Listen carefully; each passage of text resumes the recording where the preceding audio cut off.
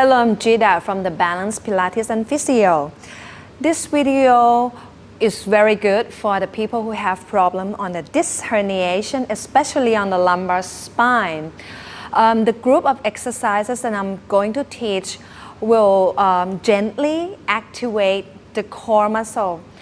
It may look simple, but it's very, very important in order to gently strengthening the core and as well as activate the proprioceptor. So let's start.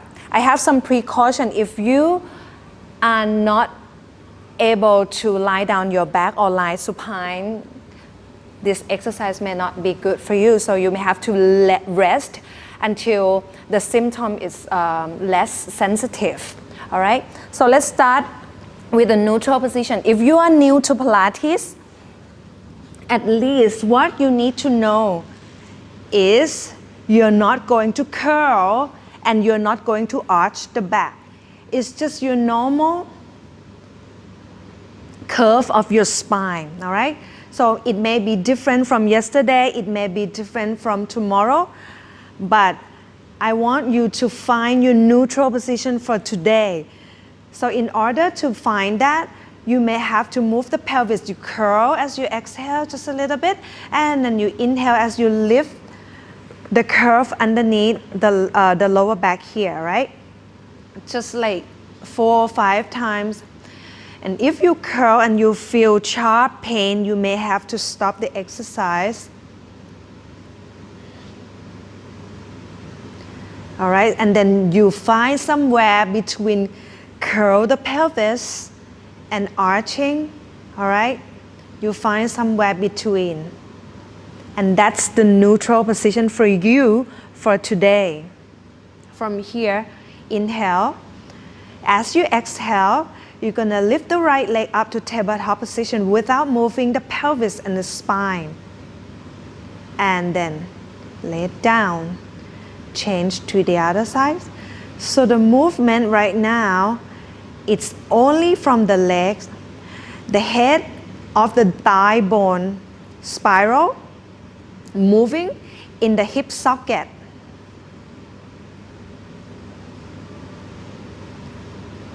You can do about 8 times to 10 times.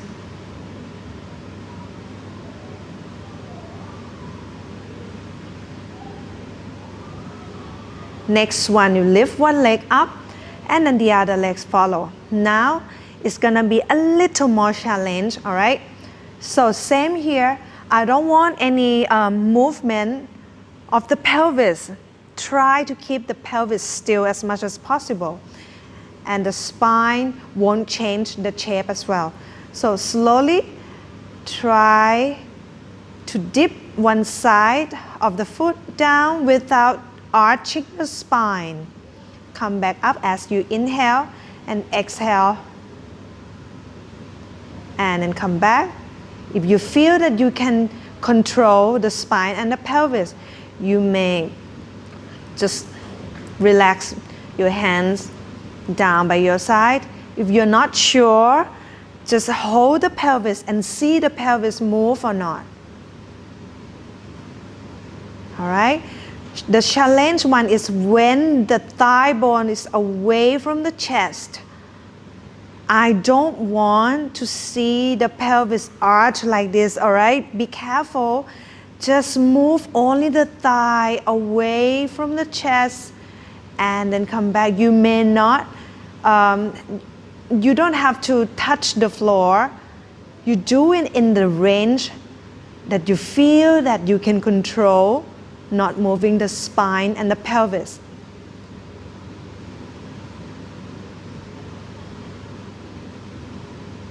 Same here, about 8 to 10 repetitions.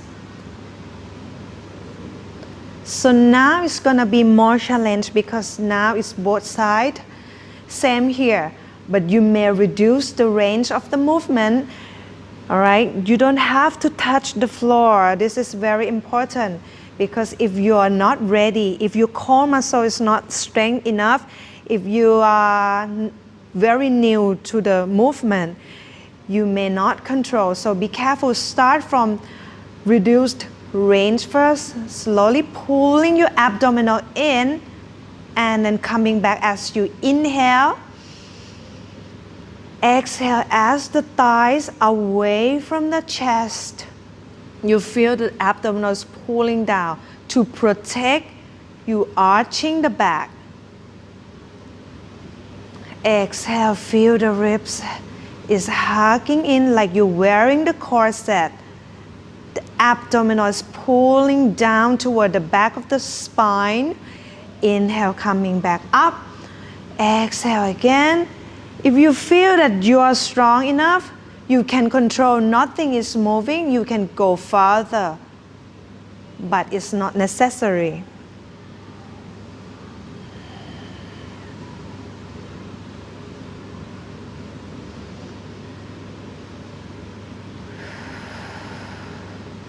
Do it slowly. Try to control, not moving the spine.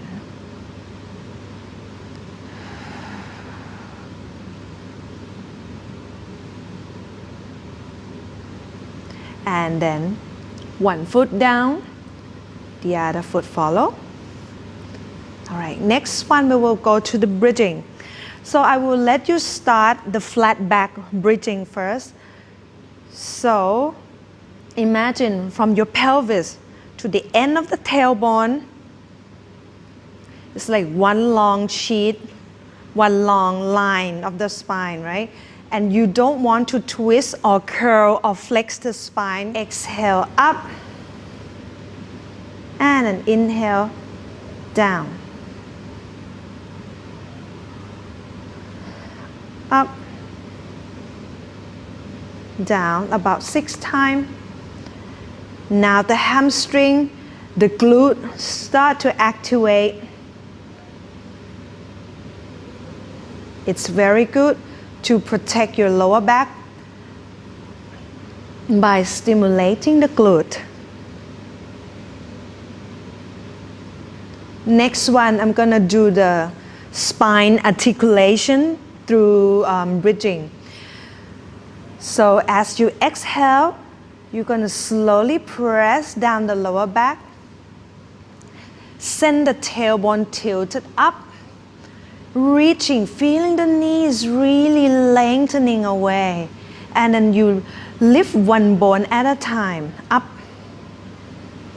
Inhale there on top. Exhale, melt from the chest, soft through the ribs, and then slowly put one vertebra down at a time until the pelvis down, sacrum touch, and then you find a neutral position again. Curl. Lengthening the tailbone, tilted up.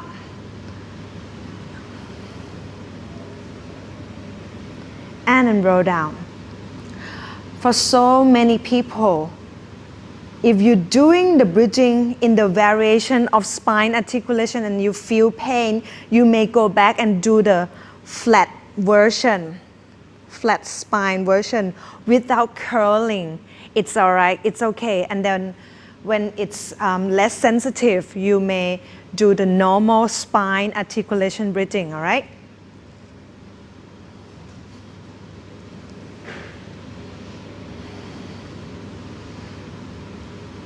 All right, next one, we'll go to the quadruped position.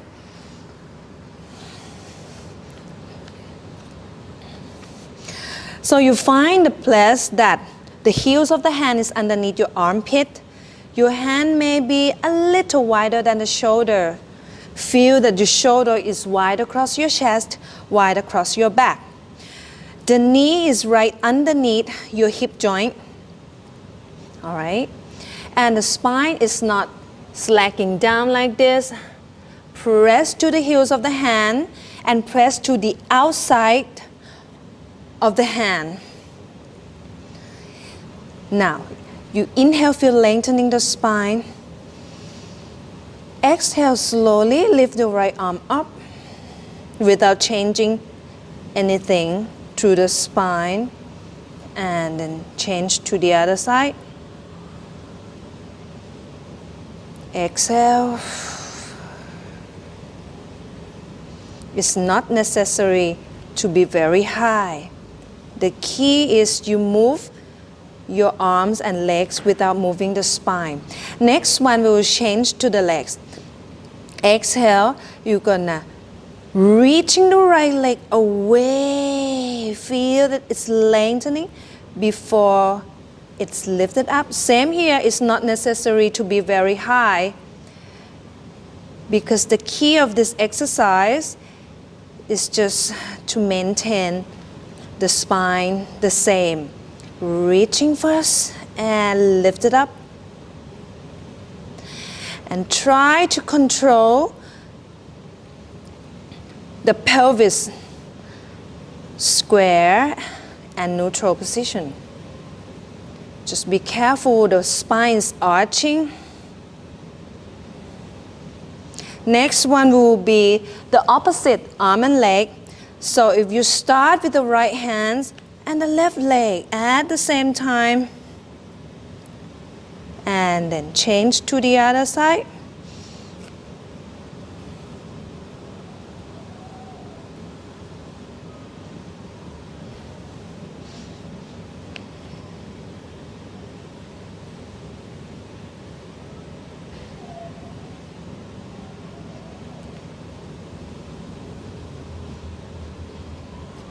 And the next one, don't forget to control, you're not arching and you're not curling and you're not arching. Same here, neutral position. Your head is not dropped again. From here, it's just only the leg that move. Slowly reaching the right leg away.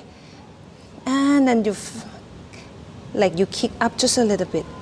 2, good. 3, as you're doing the core stabilizing, you activate your glute as well. That is very good part to support the lower back.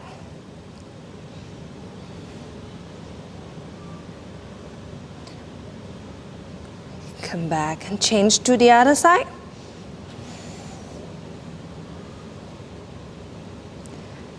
So just be careful when you kick one leg up, your pelvis is not follow the legs. It's only the legs that move. And the muscle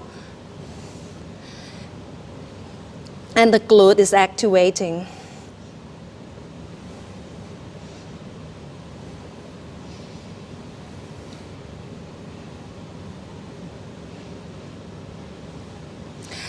Next one, if you want to challenge more, but just be careful that the spine is not changed.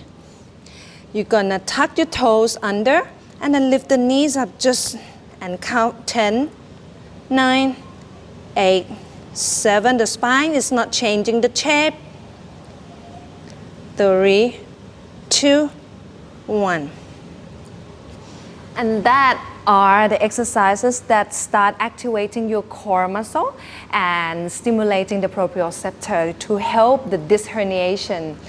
I hope that you like the video, and if you like it, please click like and subscribe to the Balance Pilates and Physio channel. See you next time.